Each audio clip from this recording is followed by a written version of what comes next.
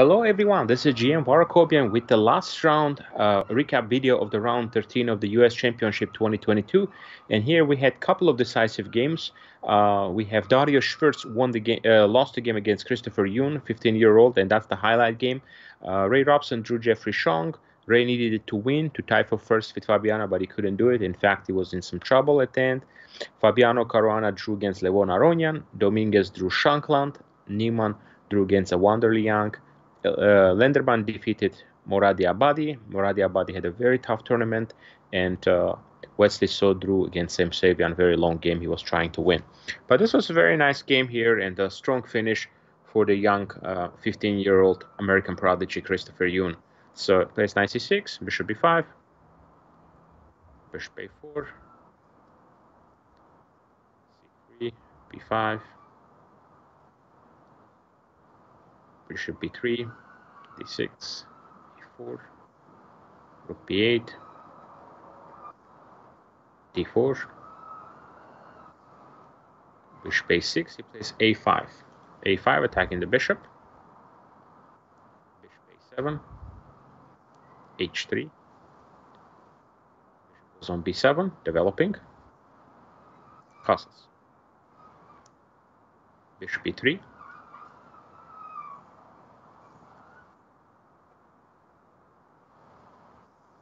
knight b4. So basically, yeah, activating the knight and putting pressure on e4.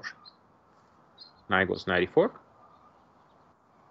Bishop takes e4. It's a very interesting moment taking with the bishop. If you take with a knight, the difference is after take, there's a tricky move bishop d2, and now your knight is hanging and your bishop is hanging.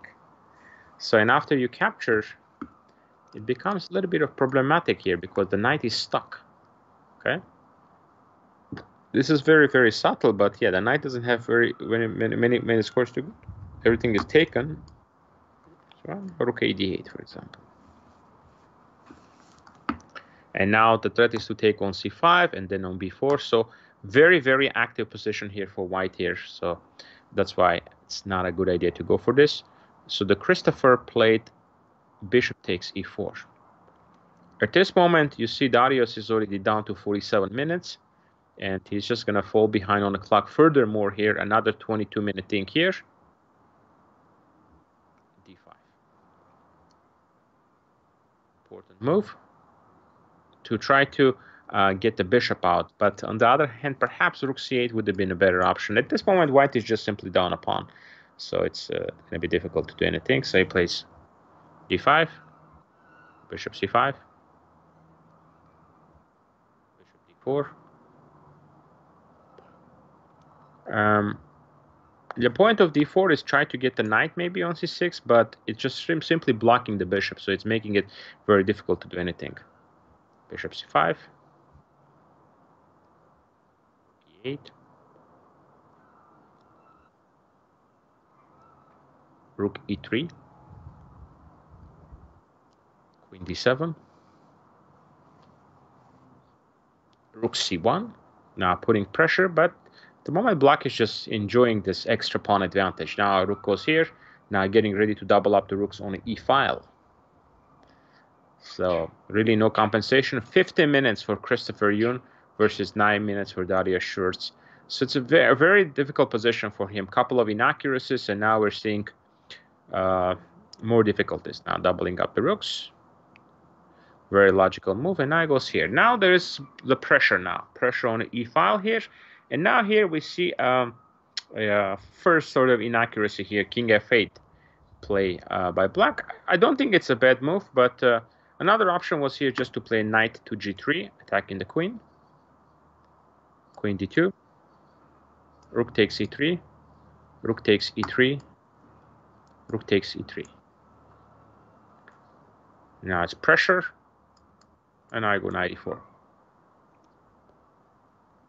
Attacking the queen.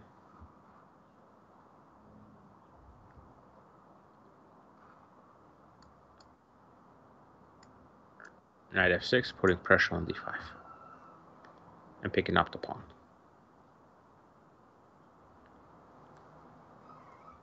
So rook takes d3. Yeah, would have been a way to simplify the tension here. King f8. And now bishop c2, that's a question mark. That just simply loses the game. I think here, still you can play queen d1 here as the best option. So it would be queen f5, rook goes on e2, knight f6, takes on e7, rook e7, takes king e7, c1. Now king goes on d8,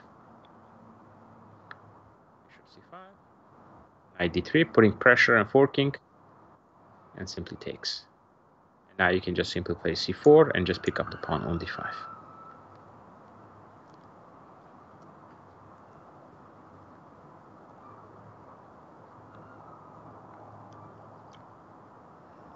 So yeah, at the end it's a little bit more fight, but I think objectively speaking, this should be winning for black, because picking up the d5 pawn after that too. So back to the game. Instead, he played bishop c2, question mark, bishop, and now played f5. f5 is just trying to defend the position. So now there was another option here. I'm not sure if I like f5 here so much. I like the idea just to takes back, knight f6. Goes here. Take. Now knight e7. And now I have some c5 option, c5 coming up too. Takes. Knight f6.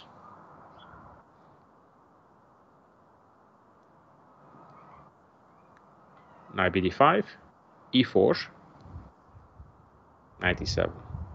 No, it's just a clear advantage. So, but after bishop c2, f5, yeah, I don't quite like this. This is a little bit weakening the position, but still quite good. Takes. Changes occur, and now d5 pawn is falling. Again, any endgame is just going to be lost. Knight g5, trying to get some activity. King g8, because queen h5 is some idea, but now queen h5 is going to be met by g6. If you go queen h5, just g6, so you go here. Knight takes d5. Another option here could have been just to move c4, just to preserve that, and that way you can even put a knight on d3 if needed. Also, knight takes d5 is still threatened here as well.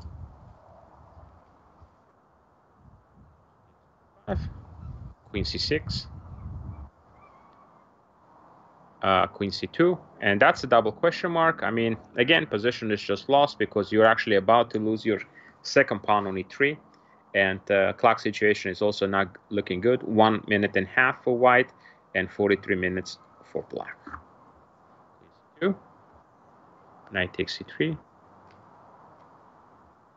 f8, rook takes e3. The knight is hanging, and there is a mating threat here as well, so this is important. And now we see the final touch here. Queen goes on a3, trying to trade. After you trade, rook will take back, and it's still a winning position, but it's going to be a technical. So now we see the move b4 comes in, and that's the final move of this game, after which white resigned, because if queen moves, simply going to take on e3. That's the problem. Queen moves, queen takes e3. So here, queen c2 was the complete blunder that just dropped the e3 pawn. But even with the best play here, rook c1, knight e3, king h1, h6,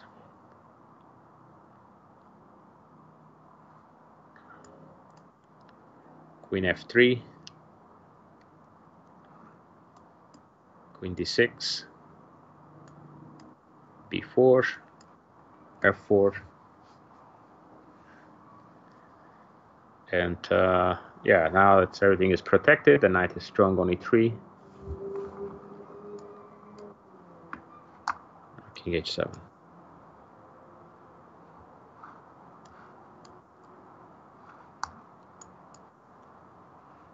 c1, queen g6,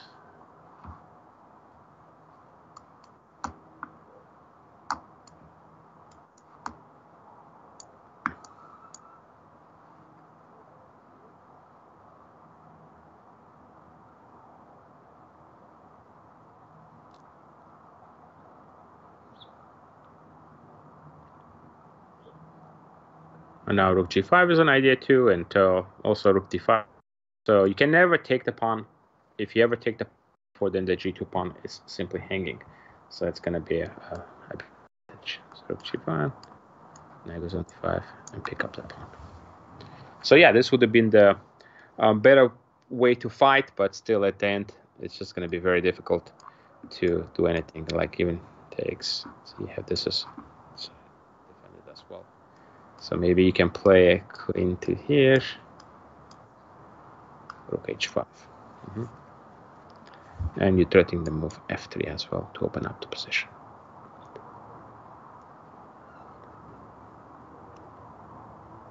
You can't do anything.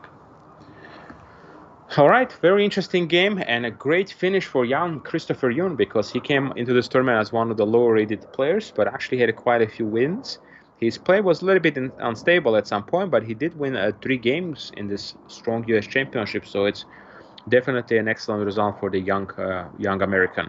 So this recap concludes the 2022 US Championship. Make sure to tune in for the recap videos for the Women's Championship as well. So I hope you guys enjoyed, and looking forward to seeing you at the next video. Thank you, everybody, and we'll see you next time.